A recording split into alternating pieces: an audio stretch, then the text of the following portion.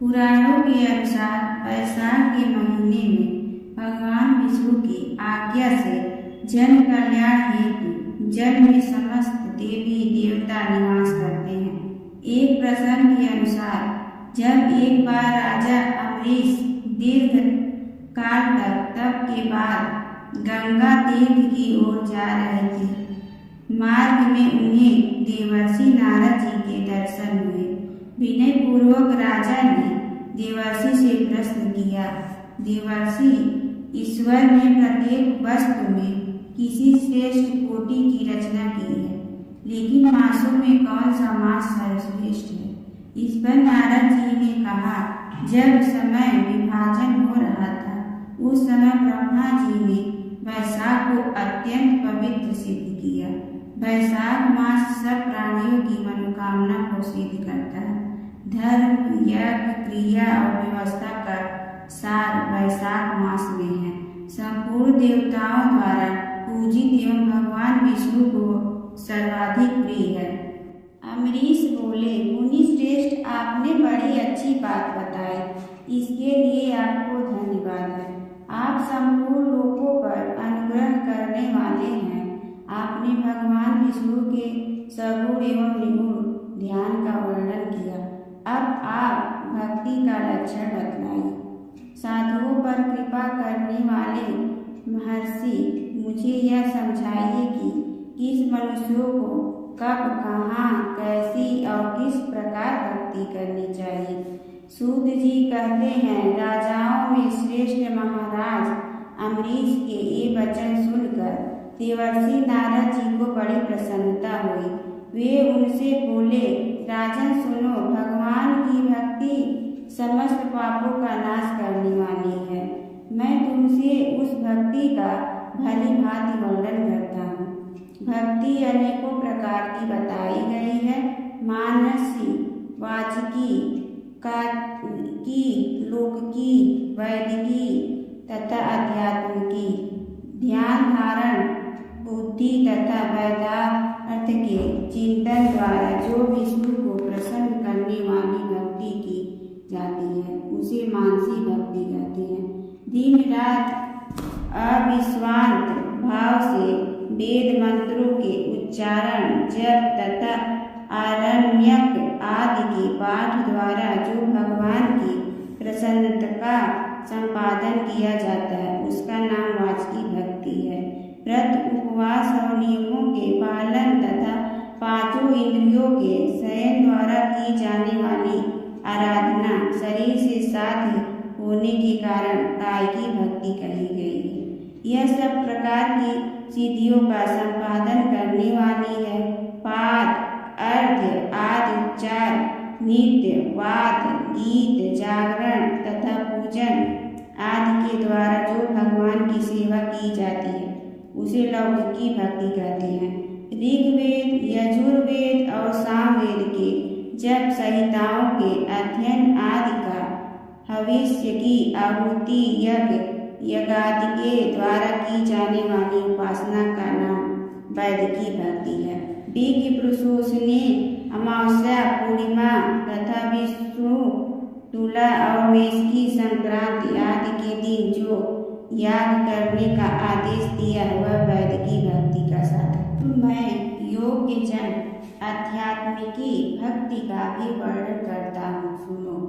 योगज भक्ति का साधक सदा अपनी इंद्रियों को संयम में रखकर प्राणायाम पूर्वक ध्यान किया करता है, विषयों से अलग रहता है। वह ध्यान में देखता है भगवान का मुख अनंत तेज से उद्दीप्त हो रहा है। उनकी कटी के ऊपरी भाग तक लटका हुआ यह वो पवित्र शोभा पा रहा है। उनका शुक्ल वर्ण है, 4 भुजाएं हैं। उनके हाथों में वरद एवं अभय की मुद्राएं हैं। वे पीत वस्त्र धारण किए हुए हैं तथा उनके नेत्र अत्यंत सुंदर हैं। वे प्रसन्नता से परिपूर्ण दिखाई देते हैं। राजन, इस प्रकार योग मुक्त पुरुष अपने हृदय में परमेश्वर का ध्यान करता है। जैसे प्रज्वलित अग्नि काष्ठ को भस्म कर डालती है, उसी प्रकार भी मनुष्य के पापों को तत्काल दुग्ध कर देती है। भगवान श्री विष्णु की भक्ति साक्षात शुद्ध का रस है, संपूर्ण रसों का एकमात्र सार है। इस पृथ्वी पर मनुष्य जब तक उस भक्ति का श्रवण नहीं करता, उसका आश्रय नहीं लेता, तभी तक उसे सैकड़ों बार जन्म, मृत्यु और जरा के आघात से होने वाले नाना प्रकार हैं दैहिक दुख प्राप्त होते हैं। यदि महान प्रभावशाली भगवान अनंत का कीर्तन और स्मरण किया जाए तो वे समस्त पापों को नाश कर देते हैं। ठीक उसी तरह जैसे वायु मेघ का तथा सूर्यदेव अंधकार का विनाश कर डालते हैं, राजन देव पूजा, यज्ञ, तीर्थ स्नान, व्रतानुष्ठान, तपस्या और नाना प्रकार के कर्मों से भी अंतःकरण की वैसी शुद्धि नहीं होती जैसी भगवान अनंत का ध्यान करने से होती है। नरनाथ, जिनमें पवित्र यश वाले तथा अपने भक्तों का भक्ति प्रदान करने वाले विशुद्ध स्वरूप भगवान श्री विष्णु का कीर्तन होता है, वे ही कथाएं शुद्ध हैं तथा वे ही अर्थात वे ही लाभ पहुँचाने वाली और वे ही हरि भक्तों के कहने सुनने योग्य होती हैं। भूमंडल के राज्य का भार संभालने वाले धीरचित महाराज अमरीश, तुम धन्य हो, क्योंकि तुम्हारा हृदय पुरुषोत्तम के ध्यान में एकतान हो रहा है तथा सौभाग्य लक्ष्मी से सुशोभित होने वाली तुम्हारी नैष्ठिक बुद्धि श्री कृष्ण चंद्र की पुण्यमयी लीलाओं के श्रवण में प्रवृत्त हो रही है। भूपते, भक्तों को वरदान देने वाले अविनाशी भगवान श्री विष्णु की भक्ति पूर्वक आराधना किए बिना अहंकारवश अपने को ही बड़ा मानने वाले पुरुष का कल्याण कैसे होगा। भगवान माया के जन्मदाता हैं, उन पर माया का प्रभाव नहीं पड़ता। साधु पुरुष उन्हें भक्ति के द्वारा ही प्राप्त करते हैं। इस बात को तुम भी जानते हो राजन। धर्म का कोई भी तत्व ऐसा नहीं है जो तुम्हें ज्ञात न, फिर भी जिनके चरण ही तीर्थ है, उन भगवान की चर्चा का प्रसंग उठाकर जो तुम उनकी सरस कथाओं को मुझसे विस्तार के साथ पूछ रहे हो, उसमें यही कारण है कि तुम वैष्णवों का गौरव बढ़ाना चाहते हो, मुझ जैसे लोगों को आदर दे रहे हो। साधु संत जो एक दूसरे से मिलने पर अधिक श्रद्धा के साथ भगवान अनंत के कल्याणमय गुणों का कीर्तन और श्रवण करते हैं, इससे बढ़कर परम संतोष की बात तथा समुचित पुण्य मुझे और किसी कार्य में नहीं दिखाई देता। ब्राह्मण, गौ, सत्य, श्रद्धा, यज्ञ, तपस्या, श्रुति, स्मृति, दया, दीक्षा और संतोष, ये सब श्री हरि के स्वरूप है। सूर्य, चंद्रमा, वायु, पृथ्वी, जल, आकाश, दिशाएं, ब्रह्मा, विष्णु, रुद्र तथा संपूर्ण प्राणी उस परमेश्वर के ही स्वरूप है। इस चराचर जगत को उत्पन्न करने की शक्ति रखने वाले विश्वरूप भगवान स्वयं ही ब्रह्मा के शरीर में प्रवेश करके सदा उन्हें खिलाया जाने वाला अन्न भोजन करते हैं। इसलिए जिनकी चरण रेणु तीर्थ के समान है, भगवान अनंत ही जिनके आधार है, जो संपूर्ण प्राणियों के आत्मा तथा पुण्यमयी लक्ष्मी के स्वरस्व है, उन ब्राह्मणों का आदर पूर्वक पूजन करो। जो विद्वान ब्राह्मण को विष्णु बुद्धि से देखता है, वही सच्चा वैष्णव है तथा वही अपने धर्म में भली भांति स्थित माना जाता है। तुमने भक्ति के लक्षण सुन के लिए प्रार्थना की थी, सो सब मैंने तुम्हें सुना दिया। अब गंगा स्नान करने के लिए जा रहा हूँ। यह वैशाख का महीना उपस्थित है, जो भगवान लक्ष्मीपति को अत्यंत प्रिय है। इसकी भी आज शुक्ला सप्तमी है। इसमें गंगा का स्नान अत्यंत दुर्लभ है। पूर्व काल में राजा जनू ने वैशाख शुक्ला सप्तमी को क्रोध में आकर गंगा जी को पिला दिया था और फिर अपने दाहिने कान के छिद्र से उन्हें बाहर निकाला था। अतः जनू की कन्या होने के कारण गंगा को जहान्वी कहते हैं। इस तिथि को स्नान करके जो आकाश की मेखला पूत गंगा देवी का उत्तम विधान के साथ पूजन करता है वह मनुष्य धन्य एवं पुण्यात्मा है। जो वैशाख शुक्ल सप्तमी को विधि पूर्वक गंगा में देवताओं और पितरों का तर्पण करता है उसे गंगा देवी कृपा दृष्टि से देखती है तथा वह स्नान के पश्चात सब पापों से मुक्त हो जाता है। वैशाख के समान कोई मास नहीं है तथा गंगा के सदृश दूसरी कोई नदी नहीं है। इन दोनों का संयोग दुर्लभ है। भगवान की भक्ति से ही ऐसा योग प्राप्त होता है। गंगा जी का प्रादुर्भाव भगवान श्री ब्रह्मा लोक से आकर भगवान शंकर के जटा जूट में निवास करती हैं। गंगा समस्त दुखों का नाश करने वाली है।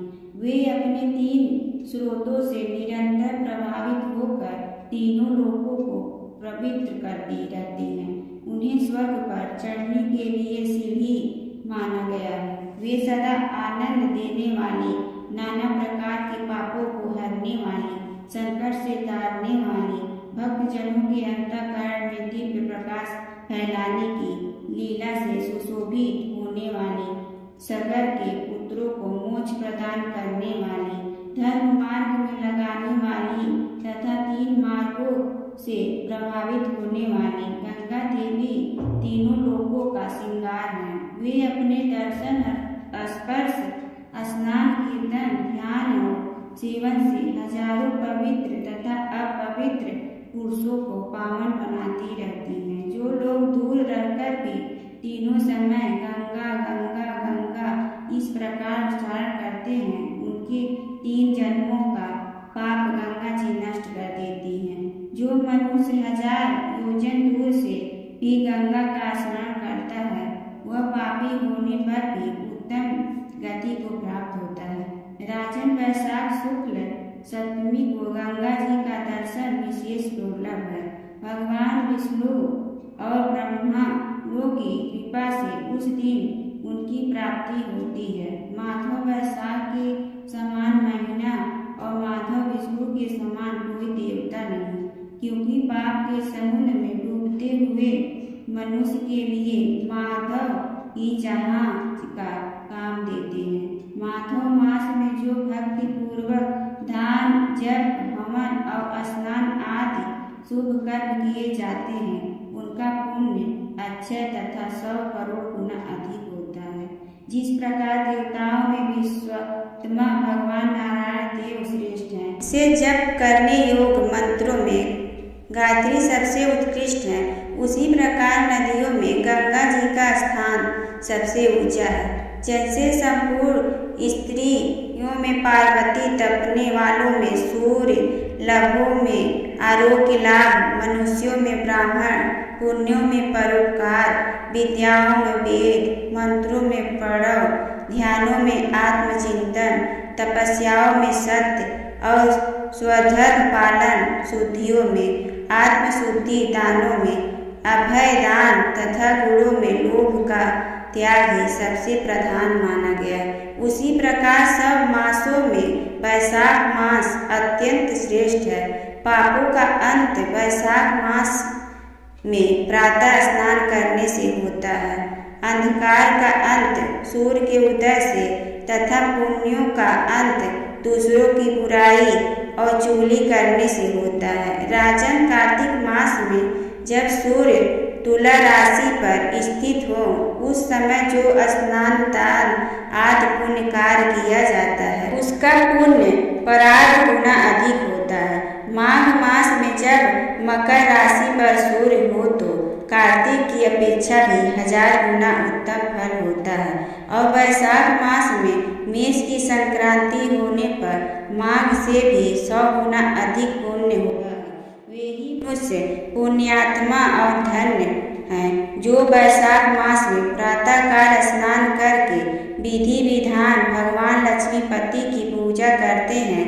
वैशाख मास में सवेरे का स्नान, यज्ञ, दान, उपवास, हविष्य, भक्षण तथा ब्रह्मचर्य का पालन ये महान पातकों का नाश करने वाले हैं। राजन, कलयुग में वैशाख की महिमा गुप्त नहीं रहने पाएगी, क्योंकि उस समय वैशाख स्नान का महात्म्य अश्वमेध यज्ञ के अनुष्ठान से भी बढ़कर है।